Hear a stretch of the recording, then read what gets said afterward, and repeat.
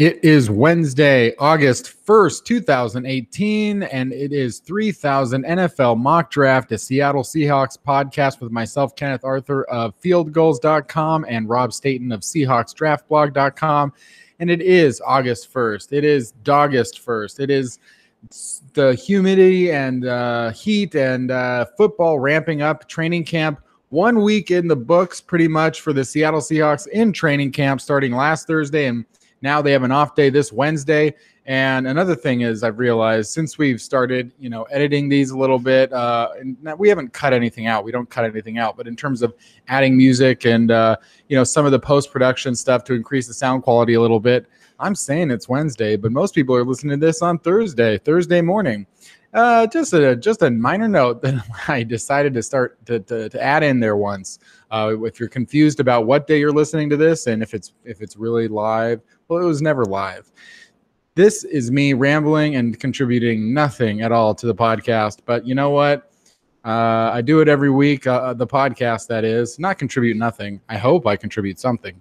But you'll have to excuse me for some of my rambles and mumbles and mambles. But you know what? You'll excuse me because we got so much content. We've had a long off season. Talked about the draft. We've speculated. We've talked about players not on the Seahawks. We've talked about Earl Thomas's holdout. Forget it. We're talking about the Seattle Seahawks playing practice, not playing games, playing practice. They're out there practicing. They're playing, and they're playing their practices. They're putting on pads sometimes. The point is 90 men or so, give or take 5 or 10 with all the players that get cut and signed, are playing for the Seattle Seahawks in a capacity that is known as practice and training camp as they try and figure out who they're going to keep for the 53-man roster. Now we've got information. We know things about Marcus Johnson and Amara Darboh and Chris Carson and Mo Alexander and Shaquille Griffin and Shaquem Griffin and so on and so forth. We've got info, baby. And that's what today's podcast is all about. Me and Rob are going to talk about the position battles, the injuries, who's stepping up, who's stepping down. And there's really not even any reason to talk about Earl Thomas, so forget about it. We can talk about the players that are here now. We've got a bunch to discuss as the Seahawks and Pete Carroll switch things up and give people different opportunities in the rotation. So with that being said, perhaps the most interesting battle to take a look at is the wide receivers. And Doug Baldwin, has not been out there very much, had an issue with his knee, and it sounds like he could be out for the rest of the training camp preseason leading up to week 1. And hopefully it's over by then. I think Doug Baldwin is veteran enough to handle not being at training camp preseason.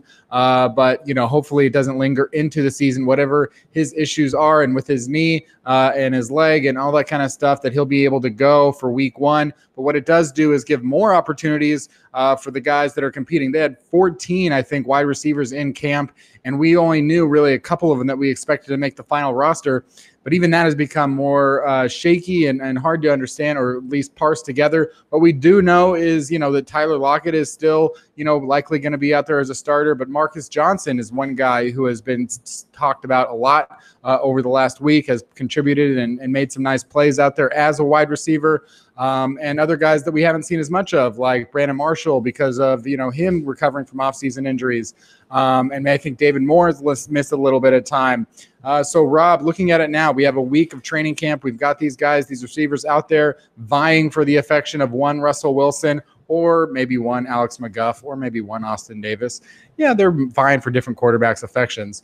But through 1 week of training camp and these 14 wide receivers, what are your thoughts in terms of a couple of guys who have stood up and look like, hey, if these guys have a good preseason, it's going to be hard to get rid of them? And who are a couple of guys that maybe on the other end of the spectrum, you thought maybe they had a better chance of making the final roster, and maybe now they're losing those opportunities to play with the ones to get more reps in the preseason games? Who's up, who's down as far as the wide receivers go? Well, I think the most important thing to remember here is if people think a year ago and the decisions they made on the receiver position, it's not always going to be the guys who necessarily stand out the most in camp or the players that make the most plays in preseason. The Seahawks know what they want from the receiver position. And it could be easily that the guy who's the 5th receiver on the roster, for example, is a good blocker who is good on special teams. I mean, that's just the way it's going to be. So when I read things in camp about this certain receiver has looked really good, or he made a leaping catch here and he made a downfield play here, and no doubt when the preseason games start, there are going to be certain receivers who perform better than others. It actually might be the little things that aren't so obvious that determine which player essentially gets ahead. For example, there's been a lot of positive talk about Keenan Reynolds since training camp began. I think Russell Wilson's talked about him. I've been reading Hawk Blogger has written a few pieces about how good that he's looked at training camp. Very easy to say that he's somebody on the up, Kenny. But when you actually think about Keenan Reynolds, okay, do the Seahawks need a return man? No, they don't. So, because that kind of role is going to be limited, you would think, to Tyler Lockett and to Rashad Penny. They brought Penny in. That might be something that he does if they want to take some of the strain away from Tyler Lockett. So then is Keenan Reynolds going to be a great special teams player? Remains to be seen. And how many targets is he actually going to get during the season? And what kind of role do you have for him? I mean, that's the kind of thing you have to think about there. Compared to maybe someone such as a Brandon Marshall, who could be a red zone threat, someone who has shown that he's willing to block, has got that level of experience. This is a much younger team. Do you stick with someone like that, even if he doesn't, for example, flash as much in pre-season? Or do you look at someone like Tanner McAvoy, who again has not exactly torn the NFL apart since he came in as a receiver, but has clearly shown that he has some special teams value there. So I think these are the things that we have to consider. They're going to look at role players. It could be down to Marshall or Stringfellow to be the big target if they want to retain one of those. I think it's pretty safe to say that Baldwin, Lockett, and perhaps even Jerron Brown are fairly solid as a trio there that are going to make the roster, and it's up to everybody else to compete. David Moore, you would think, has had a decent start to the camp. Reading reports, you would think that he's got a decent chance to make it as well. So although it looks like a pretty deep and open competition, it may not be quite so. And if we're talking about players who are maybe down, I think it's just the opportunities, really.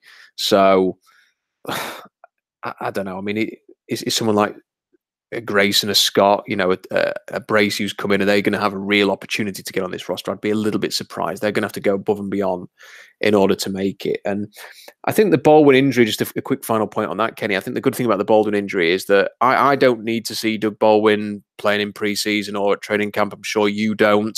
I'm sure all Seahawks fans don't need to see anything from Doug Baldwin. We know he's got chemistry with Russell Wilson. We don't need to see him testing that knee in preseason at all.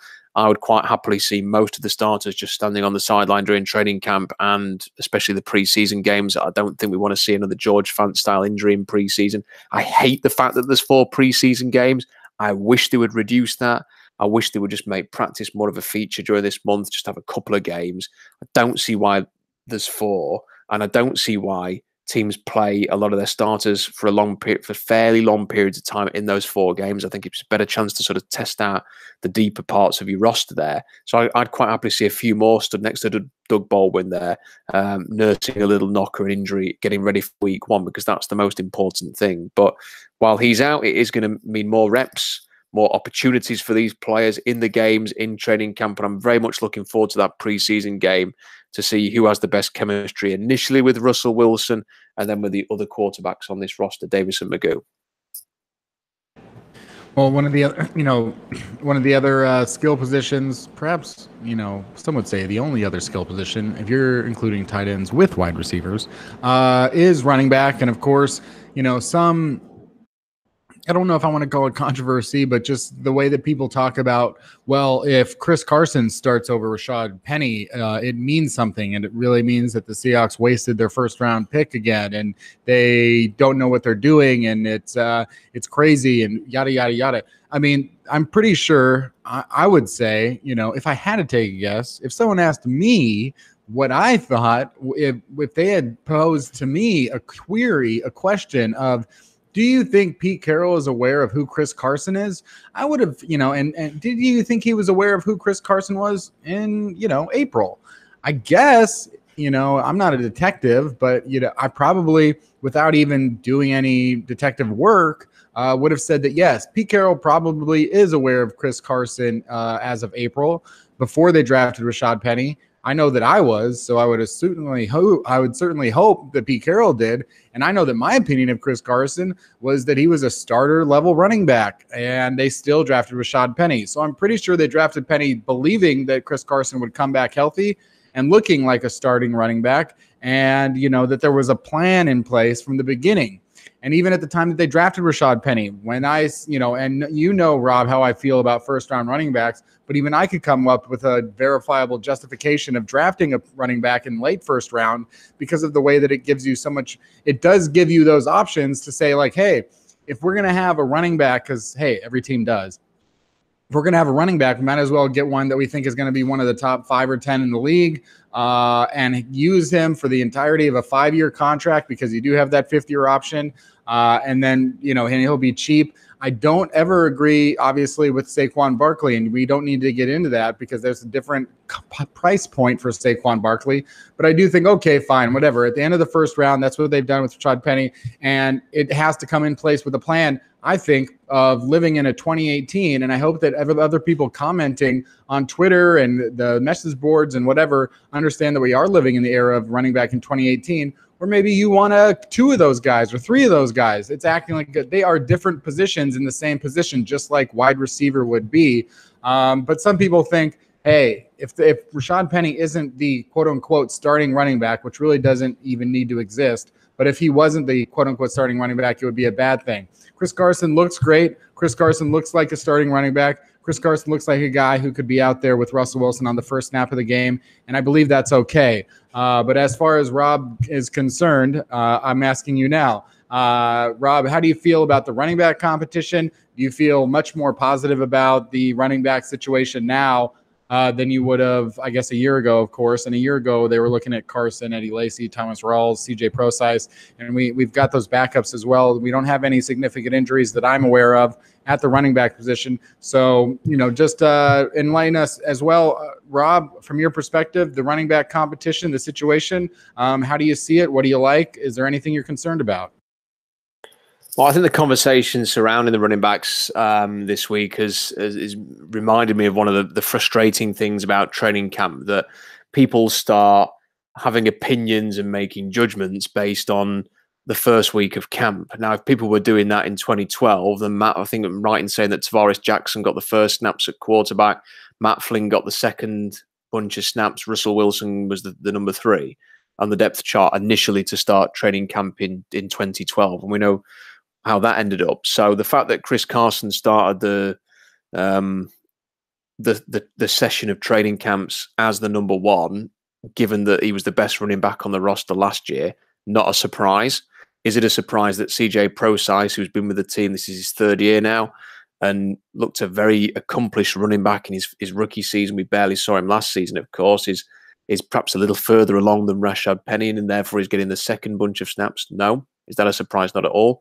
Is it a surprise that Rashad Penny is being challenged as a first-round rookie to come in and earn a job, as opposed to being given it, given that competition is the big thing in Pete Carroll's program, and there's been a return to that sort of mentality, you feel, at this training camp? Is it a surprise that he's being made to earn his snaps? Not at all. I don't think I don't see anything. If you'd have said to me going into training camp, how do you think the snap count and the order of the running backs would go in this first week of training camp, it's gone exactly according to plan. And I don't think it's any assessment of the decision to draft Rashad Penny that Carson, I've seen a few people saying, why did they waste a pick on Penny? Because look at Carson, he's the number 1 running back, and they didn't need a running back. Well, let me just remind people of Chris Carson's career to date. He had 2 seasons at Oklahoma State, played 12 games in 2015 and had only 131 carries. And then in his final year at Oklahoma State, he played 9 games, had 82 carries in his final college season. 82 carries in his final college season. Do you know how many carries Rashad Penny had in his final college season? 289, over 200 more carries than Carson did in his final college season. And then in Carson's first year in the NFL, he played 4 games and had 49 carries before getting injured. This is a player that he might physically look great. He might have looked superb in those 4 games that he played for Seattle last season and in preseason. He may well be the future of the Seahawks running game. There's a potential for that to happen. But he has also been injured a lot. And we've seen how injuries impacted Thomas Rawls and how quickly he went from looking fantastic to looking very, very average. And in my opinion, it would have been a huge mistake for the Seahawks to go into this training camp relying on the health of Carson and in particular CJ Procise to get their running game going, because the chances are that Procise will get injured again. That's, if you don't think that's going to happen, then you haven't been paying attention for the last 2 years. And if you actually look at Chris Carson's career, either at Oklahoma State or Seattle, there's a decent chance that he's going to miss some time, which means that it's Mike Davis again, which is fine. I like Mike Davis. But that's where the Seahawks were at the end of last season, and they didn't have a proper running game. And then what you're going to do, get another veteran in like Eddie Lacy. They've been there and they've done that. They have committed this offseason to fixing this running game. And they saw someone in Rashad Penny who matched the physical measurements that they like. He was a playmaker. He made people miss. He scored lots of touchdowns. He's a return threat. They liked his attitude. They thought that he would really add something to this running game. And now they are well stocked. They've got Penny. If Penny doesn't play because Carson and Procise are doing superb and putting up loads of snaps and the running game is flying, then it doesn't mean then that the Penny pick was a mistake, because it just doesn't. It's just that they liked him enough to take him in the first round, and they thought that he was going to help their running game. If his addition perhaps even motivates Carson and Procise to get it going this year, then great. And in one way or another, the running game's getting fixed. That's all that matters. That was the priority. That was the focus. So you can't look at it and say, oh, well, if they'd have gone for a different position or they'd have gone this. The priority was to fix the run. And if they fix the run, mission accomplished. Whether that means Penny's the number 1 or the number 3, it means they've done what they wanted to get done. So I wish people would stop overanalyzing the order in which the first week of training camp's gone. Let's see in 3 or 4 weeks how healthy these guys are for a start. Let's look a month into the season and see if Chris Carson is capable of doing 20 carries a game. Let's see if CJ Procise has managed to last a quarter. And let's see what Rashad Penny's role is. Personally, I just think, great, they've got more options than they did a year ago. I'd love to see them keep 4. I'd like to see them keep Procise, Davis, Penny and Carson, because then you're actually looking really deep at that position, which is something that has been an issue for the Seahawks. Injuries at running back has been an issue ever since Marshawn Lynch got injured in 2015. So go with it. And listen, I feel very, very comfortable about this. And I've got a good feeling that the Seahawks are going to see a much improved running game, which will make life for Russell Wilson much, much easier. Yeah, you bring up an important point that can't be emphasized enough when people do talk about mistakes that they think the Seahawks have made, and so on and so forth. The NFL has not had a preseason game in 2018. They have not had one. They haven't had one single game. Forget about regular season. There hasn't been one preseason game yet. Let's see what happens over the next 5 weeks. By the way, new patron, Brent Olson, just got it in the email. That's why I'm saying it now. And it's a good time to say thank you to Brent Olson, new patron. You can donate at patreon.com/fieldgoals to support the podcast if you'd like. Moving on to another position that is constantly in discussion, constantly debated about, and even before it has gotten started, has already been called the worst unit in the NFL.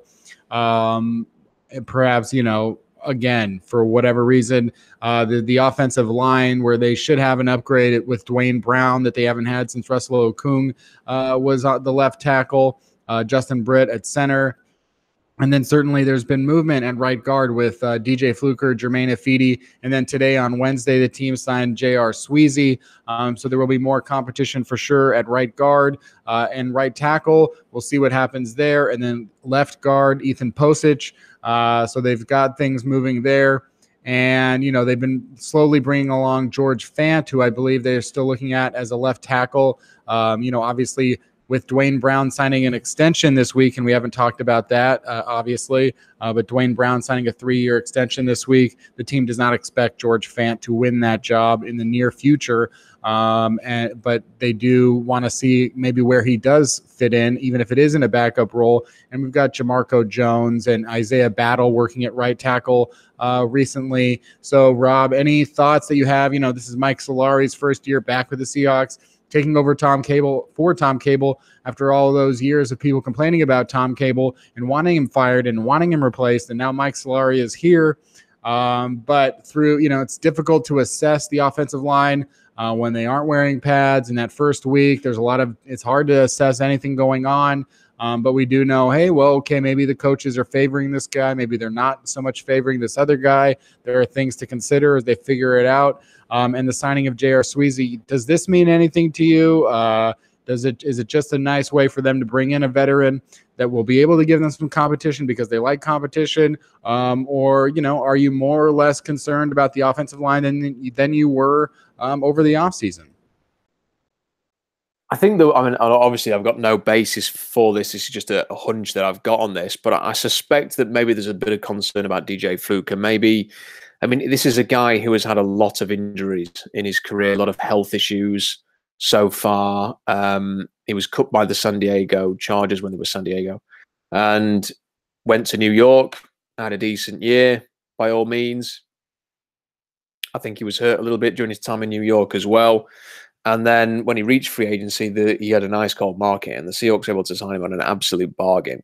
So I just wonder whether or not the league's looked at him and thought, this guy can't necessarily stay healthy. Maybe that's an accurate thing. And, he has been banged up in OTAs. He has been a little bit sore, I think, in training camp so far, hasn't competed fully. And maybe they just think, are we going to be able to rely on this guy for 16 games? Is he going to be able to get through a 16-game season? And if you rely on Fluker to do that, then you're looking at Jordan Roos as your starting right guard next year. And as much as they seemingly like Roos, maybe they just think that's not the direction they want to go. They don't want a position essentially left to a second-year player, a very limited time in the NFL so far, very limited experience.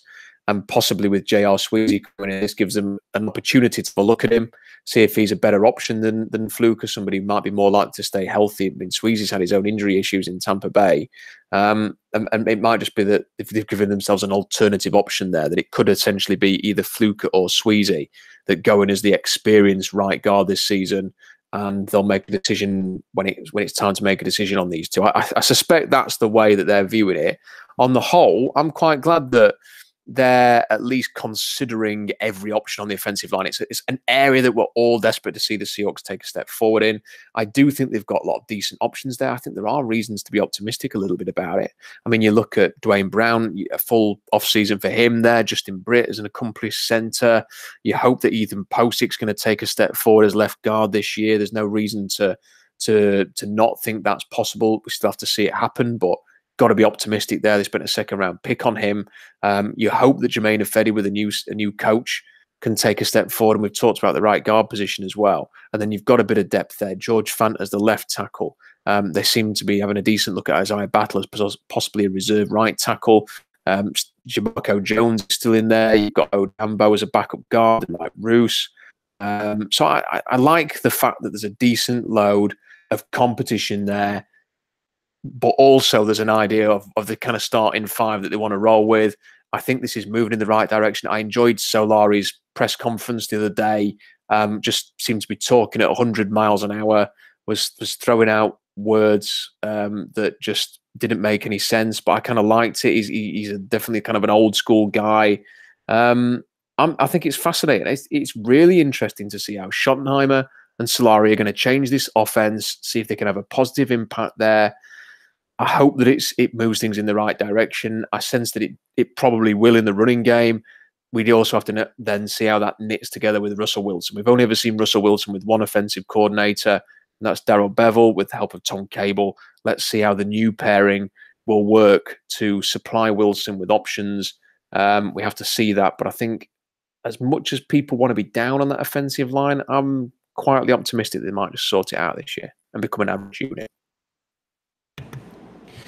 It's another thing to just sit and watch for. And the nice thing about this year was that they went into everything with like a starting five that gave them an opportunity to look at what a veteran or an expected starting five could look like for them, a unit that they hoped could stay together. But if other people step up, then we'll just see, or step down, we'll just see what happens there.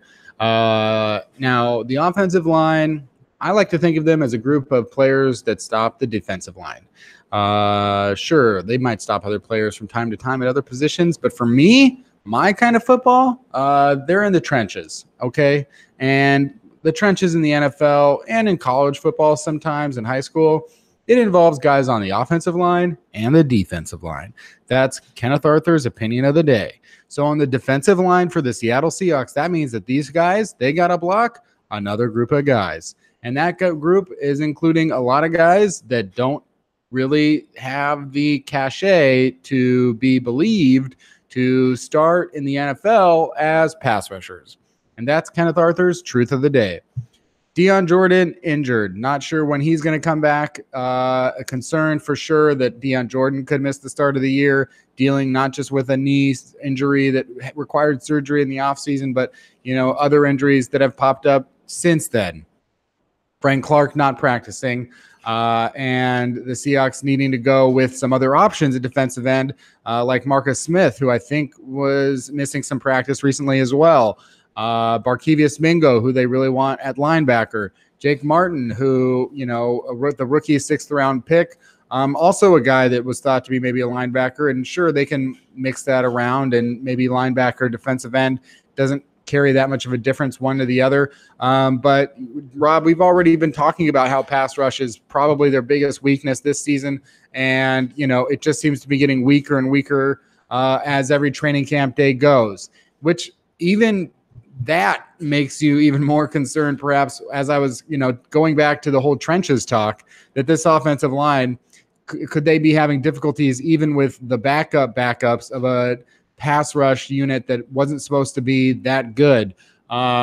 It should give more opportunities for some of the younger guys, but do we even want that? Do we want Rasheem Green out there much in terms of his first year, one of the youngest players in the NFL?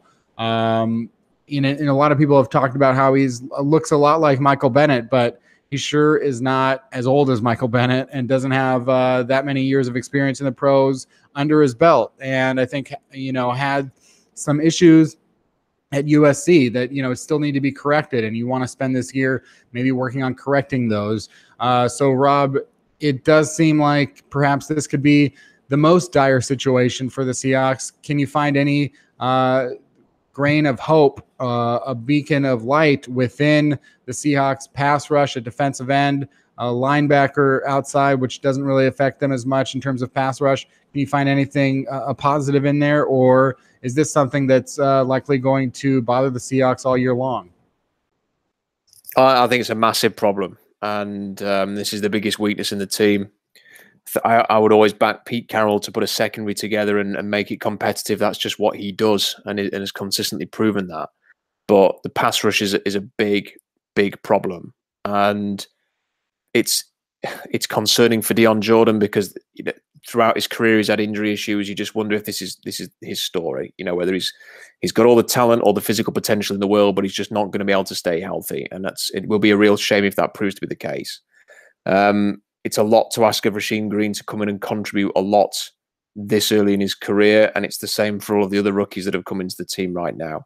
And they just don't have to me, they look like they're a pass rusher short. If you had Frank Clark and another, for example, if Cliff Averill hadn't had to retire, then you'd probably think, yep, that's okay with Rasheem Green being mixed in there. But they don't have that. And if Jordan's out, then it's asking an awful lot of these guys, especially when you don't have that really great interior pass rusher who can make up for a lot of it. And if they got that person, then it might not be such a big issue. But the guys working inside look solid, if not spectacular, and the edge rushers look limited. I do think it could become a strength in time if Rasheem Green shows that he's got a lot of potential this year and take a step forward as a rookie, and if Frank Clark can have a big year and get a contract extension, next year is going to be the draft of pass rushers. I mean, there are so many options, Kenny, that are going to be in the first round. You're going to have 5 first-round defensive linemen from Clemson alone next year. You're going to have your Nick Bosa from Ohio State. You're going to have Rashawn Gary from Michigan. You're going to have Ed Oliver from Houston on top of that. I mean, all of those players, the 8 that I've just mentioned there, the 5 at Clemson, the other 3, they could be top 15, 20 picks. So if the Seahawks do end up being held back a little bit by the defense and in particular the pass rush this year, and if they end up drafting in the top 20 again, then that for me is an area they will almost certainly be able to address. And if you get one of these really good pass rushers into your team and you can put them next to Frank Clark, and you can put them next to Rasheem Green, and you can maybe go and dabble a bit in free agency to get somebody else, then I think you start in a year's time, you could be feeling very positive about it. But if there is one area of the team that's going to hold you back, you have to rush the passer. You've got to have some pressure. You've got to be able to rush the passer. And I think it's asking an awful lot of Frank Clark to do it on his own in the way that Chris Clemens did it in 2010, 2011, and a bit of 2012 as well before Bruce Irvin came. It's just asking an awful lot of him to do that, especially for a player that is as great sometimes, but also a little bit inconsistent as Frank Clark. So I think it's going to be it is the biggest weakness on the team, and it's going to be an area that they're almost. I mean, listen, I know what I'm going to be watching in the college season. I'm going to be watching pass rushers. That's going to be my focus this year. I think that's going to be the focus on the Seahawks. That's what they need. And I think they might add one before the start of the season. I don't know who's out there, whether it's someone like Willie Young, who's not got a team at the moment, or if they make a deal for somebody, or if it's a cut. I think they've got to bring somebody in. Moving backwards a little bit on the defense, we've also, learned some other things about guys. I don't know that there's a ton to really talk about with the linebackers, save for maybe Jake Martin. And we've talked about the pass rush and whether or not he needs to move up or whatever. But, one guy out there making plays and, again, turning heads and all this kind of stuff is Shaquem Griffin. And, obviously a lot of people rooting for him to be a quality player, not just on special teams, but on defense, get out there, maybe play on some defensive fronts with his brother. Any thoughts or taking aways of Shaquem Griffin's first week in training camp? I mean, I haven't seen the training camp, so I can't say whether or not he's really stood out or anything. I know that he had that interception, and I almost wish that people wouldn't be. I think Shaquem has earned the right now to not have every single time he makes a play highlighted as some kind of great achievement. And I certainly hope that it's treated with a bit more normality in the future if he makes a play in training camp. He's a playmaker. I'm not surprised he's making plays. I think the thing with Shaquem is he is what he is. I mean, he's a nickel linebacker. And I don't blame the Seahawks for trying to maybe find out if he can do a little bit more. I think they're using this training camp to see what his limitations are, what he could potentially develop into. But ultimately, I think they'll find that he is a nickel linebacker who can do some rushing, who can get around the field, who can be a great special teamer. I don't mean to say that to diminish Shaquem Griffin or to dumb him down. If he ends up being a starting Will, for example, then I'll be the first one to say that I was wrong. But I think that he's a nickel linebacker. I think the best way to utilize him this year, because the Seahawks lack some pass rush, is to have him going after the passer on certain downs, to maybe act as a spy on occasions, to have him flying around the field. Because when you watch him at UCF, the one area that really stood out for me that was an issue for him was cover, was dropping into zone. And that's something that he's going to have to learn. And I don't think he's going to learn that in one training camp, but you can still utilize him in year one. And hopefully they'll be creative with that. They're going to have to be creative with Barkevius Mingo to make up for a little bit of the lack of pass rush and hope that he can provide something. Maybe he will end up doing a lot more rushing than playing Sam. And I think Shaquem's going to have to do the same thing, because they've got to generate a pass rush from somewhere.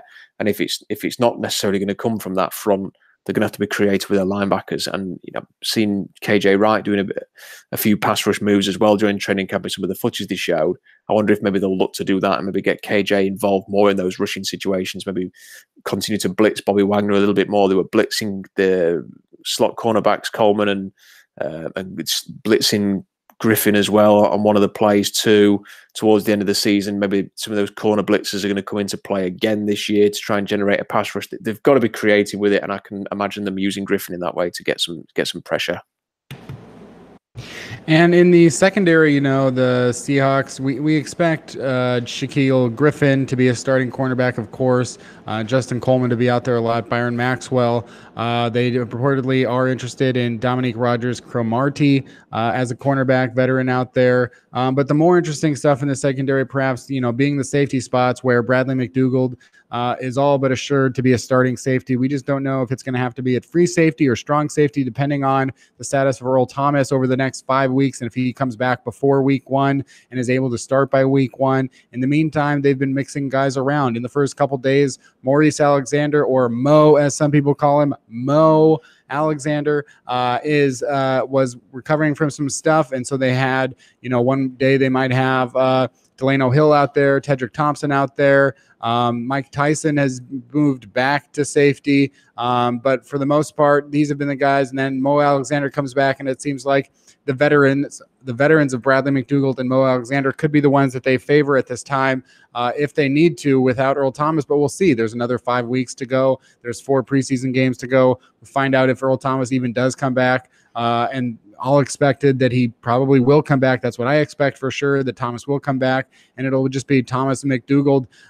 But, Rob, when it comes to the safety competition, how bad if let's say Earl Thomas doesn't come back, how bad would it be for Tedrick Thompson and Delano Hill if Mo Alexander won that job as one of the starting safeties, and that they weren't as second-year guys drafted in the late 3rd and early 4th round, that they couldn't get on the field in their second year with that opportunity with Earl Thomas not out there and Cam Chancellor not out there? Would it be a huge indictment on them? Obviously, if that happens, they also have to come up to the question of whether or not they would be on the final roster. I think, we're going to find out if they think they have anything with Michael Tyson or King, I think, is one of the guys out there. So in terms of that, and what would you wrote about the safety position and what has to do with speed. So what are you looking at as far as the speed of the safeties? Because we do know that Earl Thomas is one guy highly associated with his speed.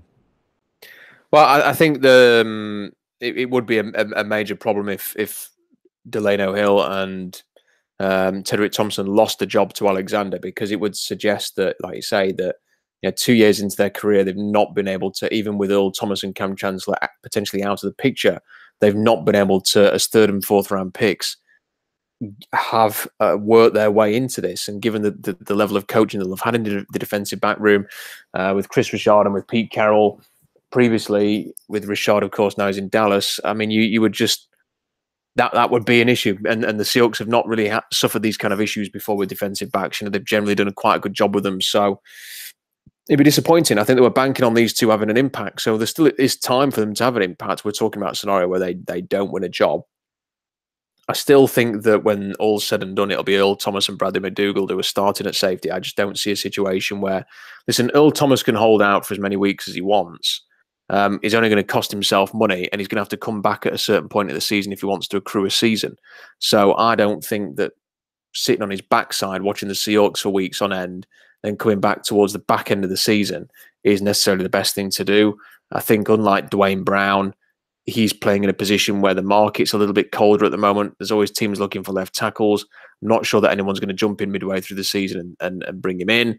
I don't think it's going to necessarily help him in the free agency market if he does sit out multiple games. I've seen some people suggest that resting him, if he rests himself, then maybe he'd be in a better position to go and get big money. But I don't know. I mean, is anybody even willing to offer him big money in free agency? That remains to be seen. So I think there'll come a point, as with Cam Chancellor, when he will feel like he has to come back. And whether or not that's for week 1 or not, I'm not sure. But I think when he does come back, you play him and you start him, and he probably starts next to Bradley McDougald. So I think that's how that situation's going to play out. As for the speed thing, I've noticed for some reason, and I don't know if this is just because of the Earl Thomas factor, that people have kind of got it into their minds that Seattle play a single high safety and Earl Thomas is a 4-3-4-4 runner, and therefore that's what the Seahawks have to have. Otherwise, the defense is going to be absolutely blooming useless this year.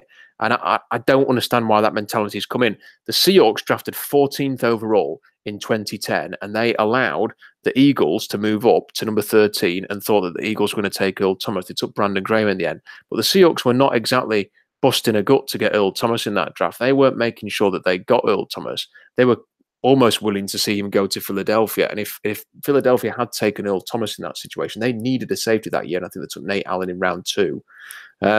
If they had taken him, there would have never been an Earl Thomas in Seattle. And in that situation, I'm not sure the Seahawks would have been playing single high safety with the safeties that they had on the team. I think they would have had to have used a very different way of doing things. And that's what's going to have to happen now. And if you actually look at the starting safeties in the league, how many of them are really blazing fast runners? There just aren't that many. There are no Earl Thomases in the NFL, and there aren't many guys who've run in the 4.4s at safety, let alone run as quickly as Earl. And the example that I kind of stumbled across here, because I've seen a lot of people this week talking again about Tedrick Thompson's too slow. He can't play free safety. He can't do this, that, and the other.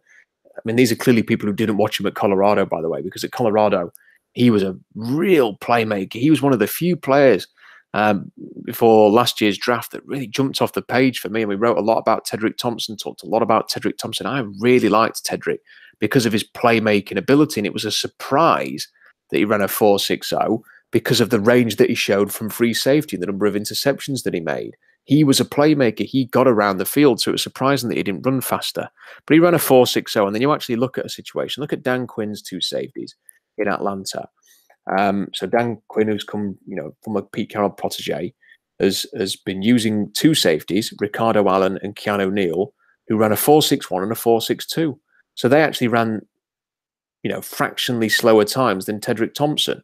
No one ever highlights the lack of speed in Atlanta's secondary or their defensive backfield. No one ever talks about that. You never hear anybody going, Keanu Neal's too slow or Ricardo Allen's too slow. But they're as quick as Tedrick Thompson.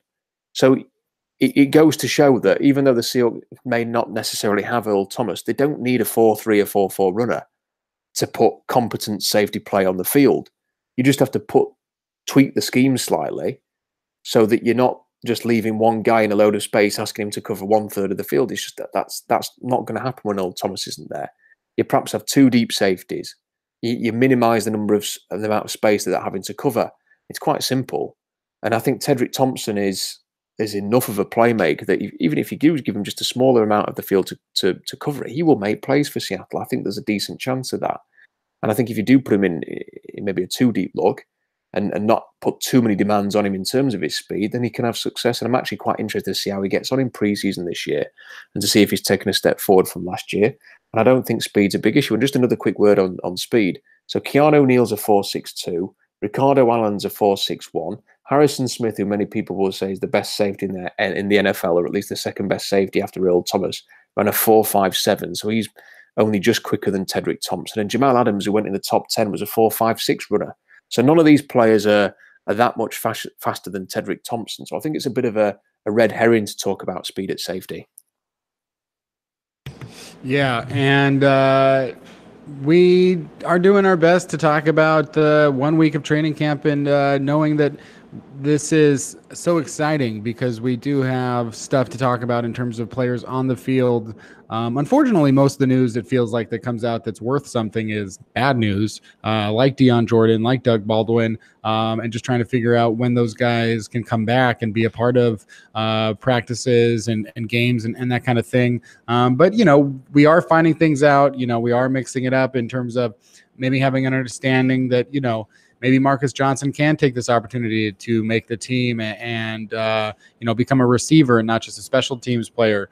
And maybe, one of the defensive ends or defensive linemen or linebackers or cornerbacks can really step up, or safeties. And, the next time we do this podcast, it should be one day before their first preseason game, which is next Thursday against the Indianapolis Colts. I believe that's the August 9th against the Indianapolis Colts. We will not see Andrew Luck in that game. I believe he is set to come back in week 2 of the preseason, but that's fine. It would have been maybe a little interesting, but certainly Andrew Luck would not throw very much in that game at all if he even did play in it. And as Rob has already said, too much preseason, too much. Unfortunately or fortunately, the NFL makes money, a lot of money on those preseason games.